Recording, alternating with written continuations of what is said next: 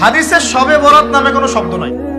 একদল এটাকে নিয়ে এত বেশি বাড়াবাড়ি করছে যে এটাকে একদম লাইলাতুল কদরের উপরে নিয়ে চলে যাচ্ছে।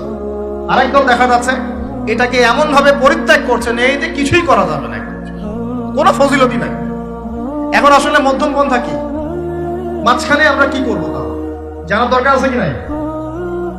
অনেক হাদিসের অনেক আলোচনা, প্রায় 40-50 পৃষ্ঠার বই, সব আলোচনা তো মাহফিলে করা সম্ভব না। আমি সারমর্মটুকু বলি। সারমর্ম কি? হাদিসের শবে বরাত নামে কোনো শব্দ নাই। এক নাম্বার কথা কি নাই ভাই? শবে বরাত নামে কোনো শব্দ নাই। আছে লাইলাতুন নিসফু মিনা শাবান, শাবান মাসের মধ্য রজনী। শাবান মাসের মধ্য রজনী। শাবান মাস কি? উত্তর, নবী সাল্লাল্লাহু আলাইহি ওয়াসাল্লাম রমজান মাসের পর যে মাসে রোজা রাখতে বেশি গুরুত্ব দিয়েছেন তার নাম শাবান।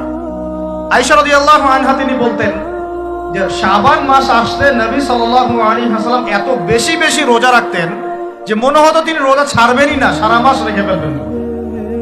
বেশি থেকে বেশি রোজা রাখতেন শাবান মাসে। প্রশ্ন হচ্ছে কেন? উত্তর, এমনিতে এই মাসটা বরকতময় এবং এই মাসে আল্লাহ পাক তার রহমতে বিপুল সংখ্যক মানুষকে জাহান্নাম থেকে মুক্তি দান করেন। সুবহানাল্লাহ। নবী সাল্লাল্লাহু আলাইহি ওয়াসাল্লাম এই মাসকে তাজিম করতেন।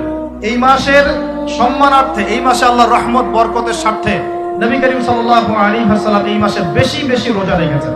সুন্নত কি শিখলাম? শাবান মাসে বেশি বেশি রোজা রাখা সুন্নত। আরেকটা হাদিস মাথায় নিয়ে নেন, আজকে সারা ওয়াজ ভুলে গেলে এই ওয়াজটা ভুলেন না। কি হাদিস? নবীজি বলছেন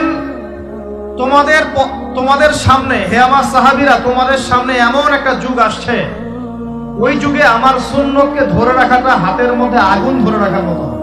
আমি অনেকদিন এই লেকচারে এই হাদিসটা বলেছি। ওই যুগে যদি তোমরা আমার একটা সুন্নতকে জীবিত করতে পারো, সমাজে একটা সুন্নত মরে গেছে ওটাকে আবার জীবিত করতে পারো, তাহলে 50 জন শহীদ সাহাবীর নেকি পাবেন। আপনি 50 জন শহীদ সাহাবীর নেকি পাবেন যখন চলমান সমাজে একটা সুন্নত মিটে গেছে, নাই, মানুষ আমল করছে না, কিন্তু আপনি সেটাকে জীবিত করলেন। মানা যাবে ইনশাআল্লাহ।